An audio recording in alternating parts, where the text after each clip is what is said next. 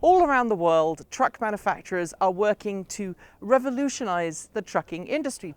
The emissions of the trucking industry are pretty huge, and we rely on trucking every single day, be it to get food to the supermarket, to get goods and devices and cars, and pretty much anything that needs to be shipped from one place to another is shipped using a truck.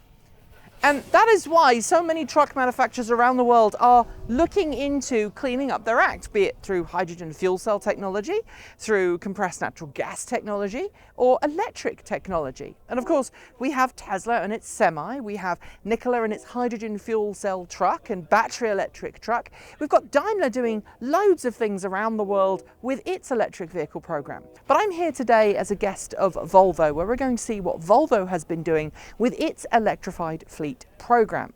Currently, this is just a test fleet. It's part of Volvo's LIGHTS program. There's an acronym that is right there. But today, I'm going to get to do something that I haven't ever done before. Drive a big rig. Well, sort of. It's either going to be a big rig tractor or it's going to be a box tractor. And don't worry, I'm on a race course, and so I don't have to have that fully certified license to do so. But there's a little 6-year-old me that's pretty excited right now. So it's electric, it's big, and it's a truck.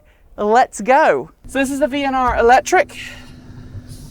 Let's put it through its paces. So the first thing we're going to do is put it in gear, right? So foot on the brake. Foot on the brake, push. Yep, push.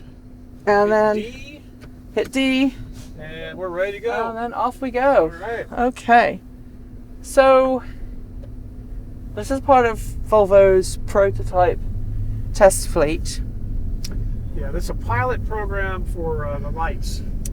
The Volvo LIGHTS, and this feels like an internal combustion engined Volvo truck, save for one thing: it doesn't have any engine noise.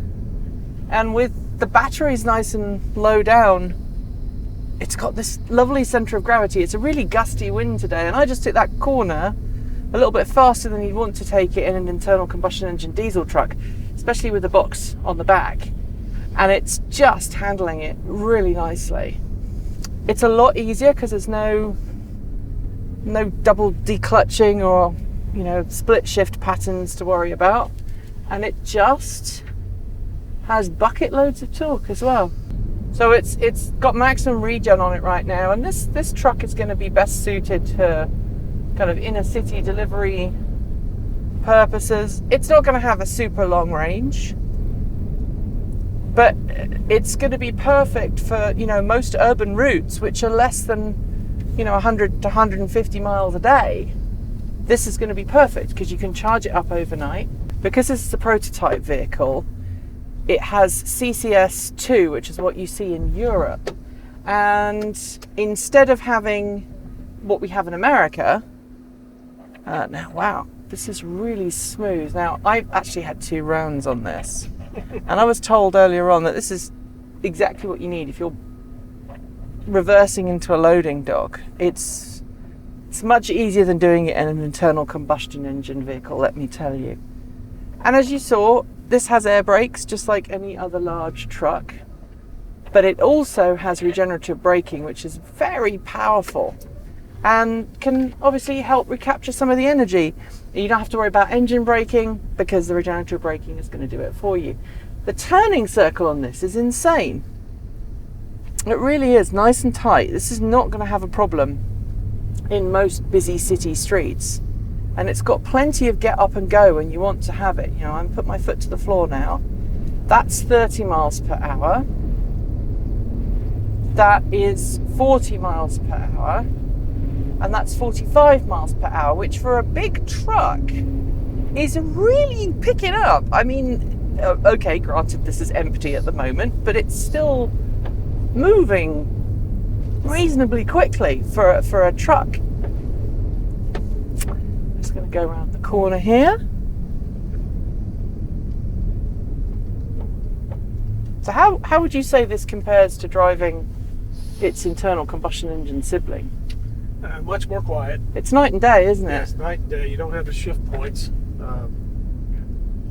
I was actually talking to someone yesterday and I was saying, I think we're going to have a future where we're going to see a different license for electric trucks, because, you know, as long as you've got decent spatial awareness and you know where the edges of the truck are, I think you could actually drive this without needing to have, you know, all of the shift training that you would normally have on a truck. Of course, you have to learn how to use the trailer, but it's very impressive. Very nice indeed. Well, thank you very much. You're welcome. All right, let's see if we can bring this to a nice, That should turn out easy pretty good. stop. Nice, slow braking. The regen's a little bit hard because we're in level 3. And of course, if this was full with, 10 tons of stuff in the back, then you would need it to be really quite brutal. If you look at the gauge, there's very little information here, but you don't really need a huge amount of information because, you know, as long as you've got your parking brake pressure, your regular air brake pressure, and how much power you're pulling and how fast you're going, that's really all you need to know. So there's a lot less distraction for the driver as well compared to your normal truck, and you don't have your shift lever down here, which means you've got more space in the cabin. Mm-hmm. And the 2-speed gearbox, tell me about that. How does it change quickly? Is it does it automatically change? Yeah, automatically changes between 10 and 20 miles per hour. Right. It is seamless. There's no clutch. Right. So it doesn't have to slow down actually to synchronize gears. And so it's switching. Is it switching between series and parallel operation for the motor, or is it an actual gearbox that? Well, it's an actual shift in the gearbox. Yeah. Okay, cool. So just to give you a little bit more torque to start with. Yeah. Be interesting to see what happens, you know, when these become a little bit more commonplace. That was a really cool experience. Not only is this super easy to drive, and that could have some major implications for future truckers who want to learn to drive. If they only have to train on an electric truck, the process of being certified to become a trucker could be a lot less bothersome. It could be a lot simpler, a lot cheaper to do. But of course, you've also got the lower emissions to thank. The particular truck I drove today, the box truck, is going to be best suited for last mile delivery solutions. It doesn't have a massive range. The box truck that I drove had 4 battery packs in. Each battery pack is about 60 kilowatt hours, I've been told. The tractor unit has 8 battery packs in, so I'll let you do the math. But when you're towing a heavy trailer, you really do have to have some beefy battery packs and beefy motors to boot. This thing has got twin electric motors, it's got a 2-speed gearbox, and it drives silky smooth. I would have thought that I was driving an electric car were it not for the fact that I was a long way off the ground driving a truck. So yes, this is the future of electrified transport.